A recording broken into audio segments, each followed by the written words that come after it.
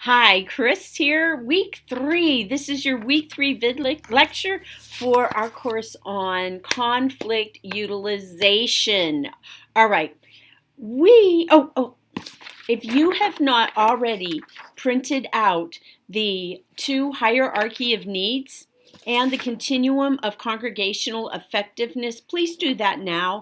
Or unless you have a way of doing this on double screens, you're welcome to do that. I know I prefer not to have paper, but for some of these pieces, it helps to have the paper. So if you need to go print that out, let's set it up so that you move back and forth with me as I'm talking. Go ahead and do that now. All right.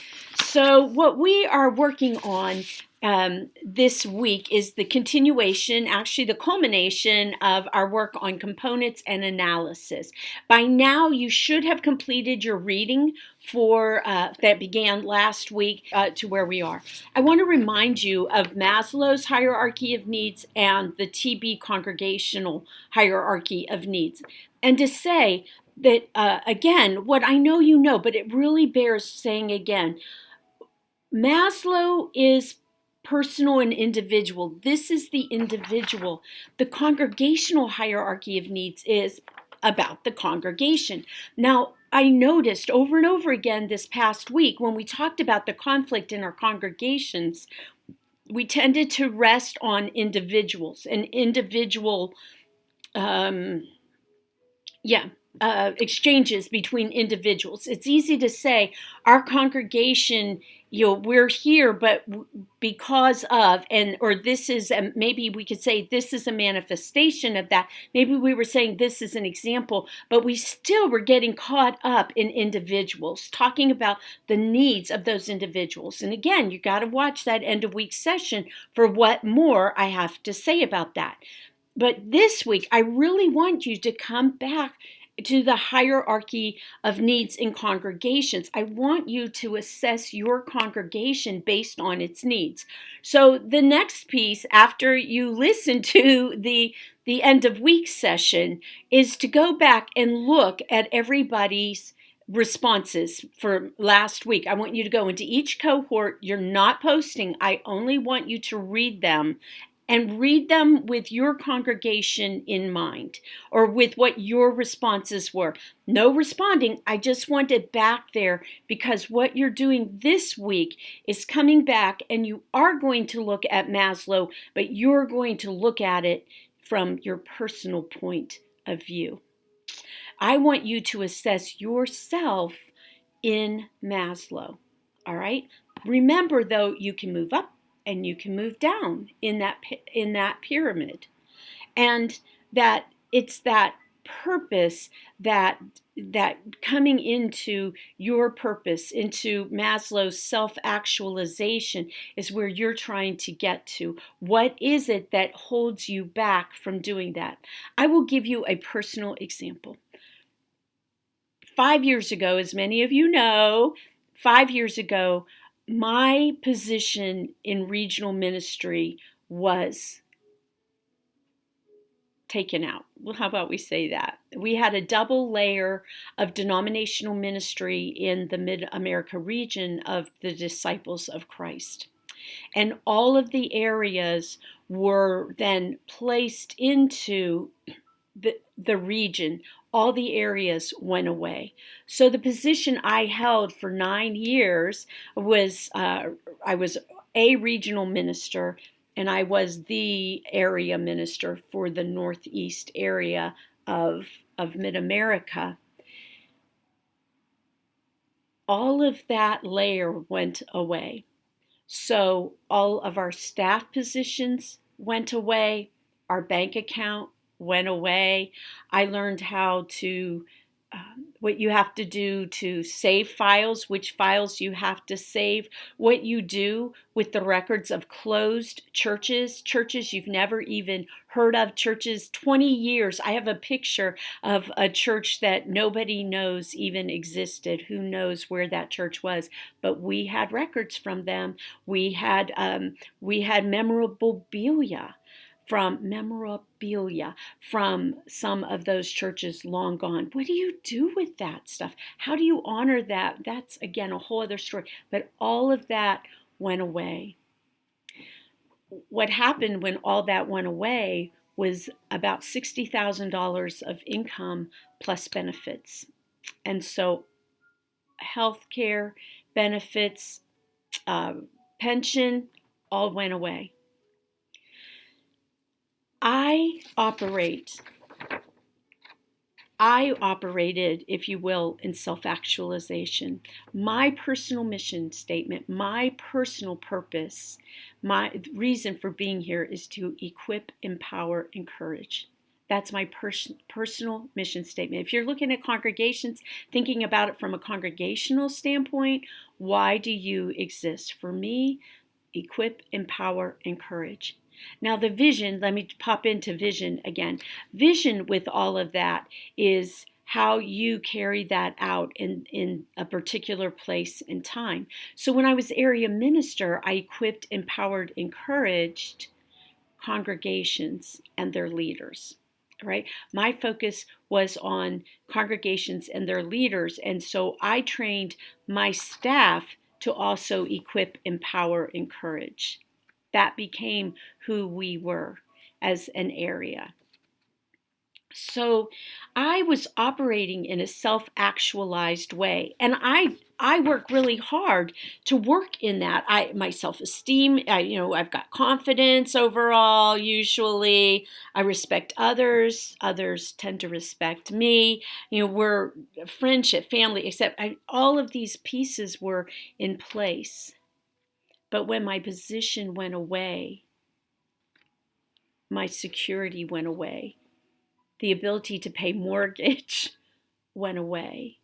My credit rating went away because now bills were being paid late. My mortgage, I had to piece that together. I was working on survival needs. My attention went to, oh my gosh, should I just pack everything up and sell the house and pay off debts and move into a rental area?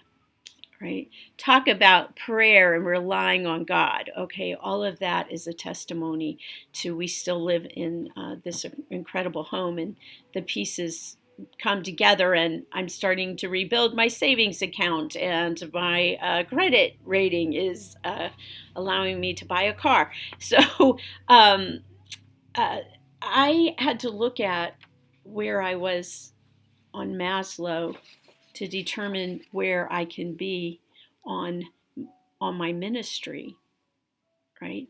So one of the realities is I still have to work for steady income, and the pieces that I understand as my vision, what God is calling me to do in this place and time, still is working with congregations and working with pastors.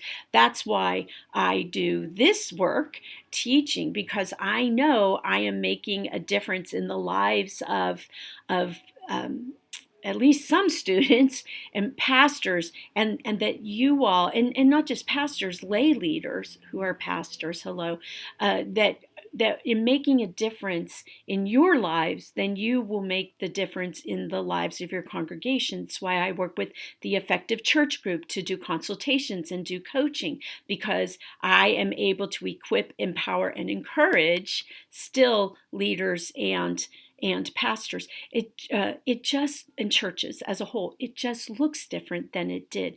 My mission is the same. The vision just takes place serving in a different way.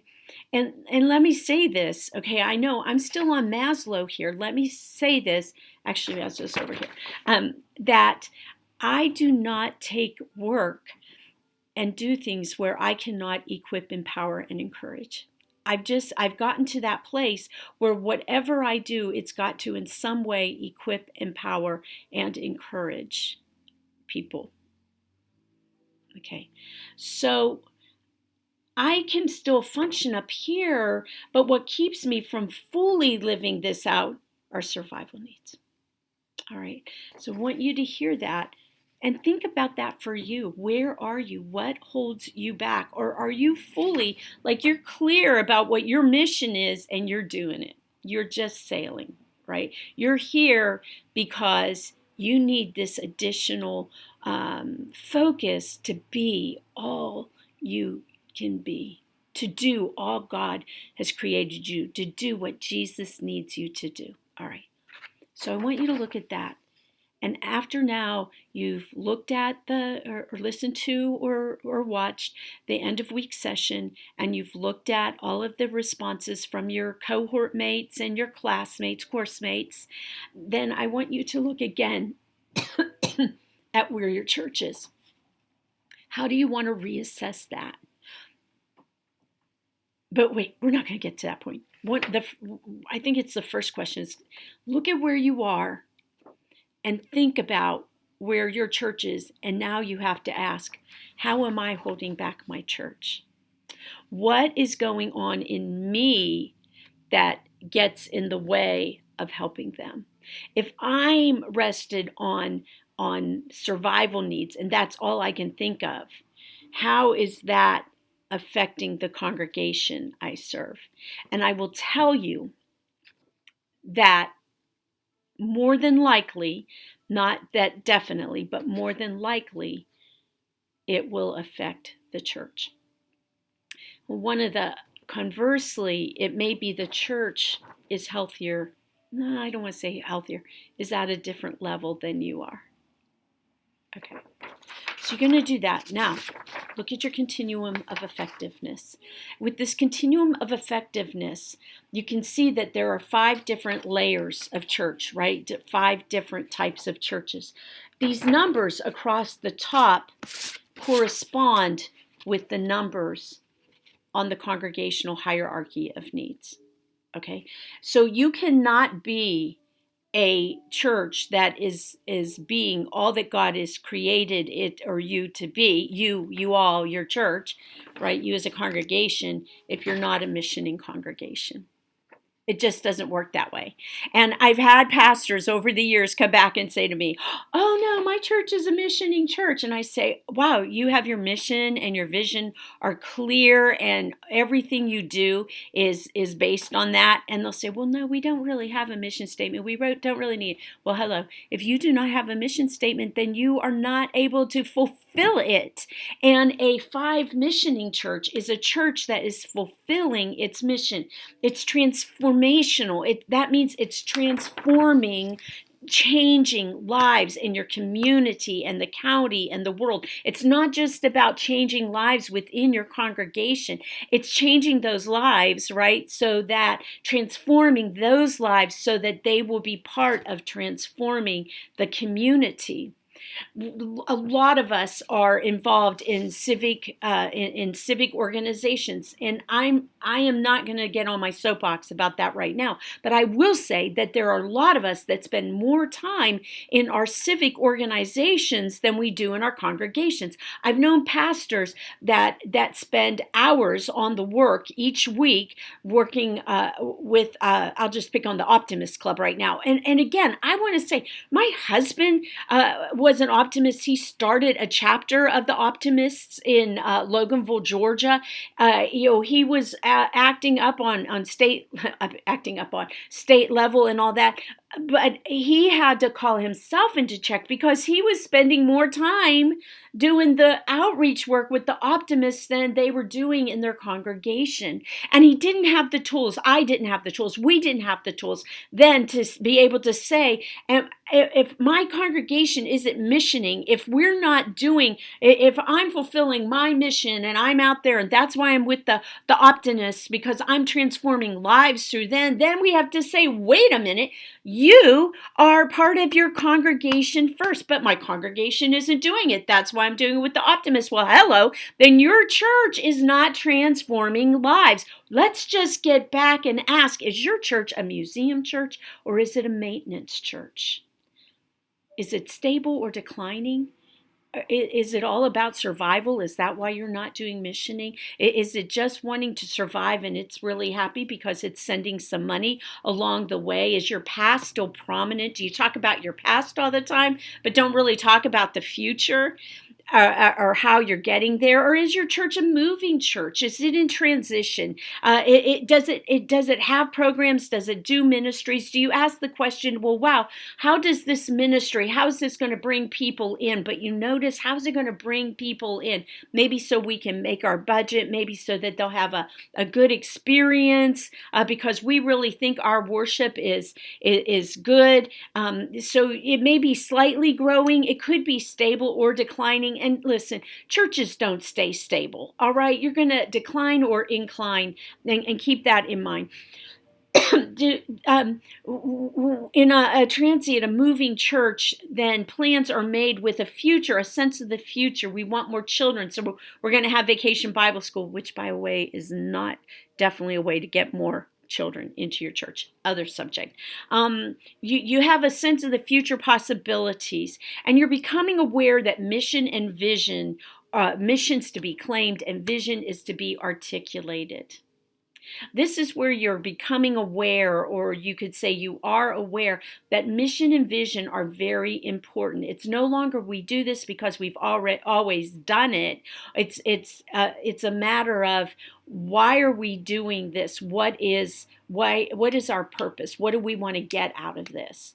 We want to get more children, so we're going to have Vacation Bible School. Well, how are you going to get their parents? Because we know parents have to come. And how are we going to do that? Not just for the end of Vacation Bible School, but in the weeks coming after that. Very few churches see families come after a Vacation Bible School and stay with them. All right, so you're getting a sense that mission and vision are important. That's where some of your congregations are. Right? I've seen them on the boards. Wow, we really need to get a mission. Wow, we really need to get focused. That would put you into a moving congregation if it's more than you. Okay, if it's just you, that's Maslow, right?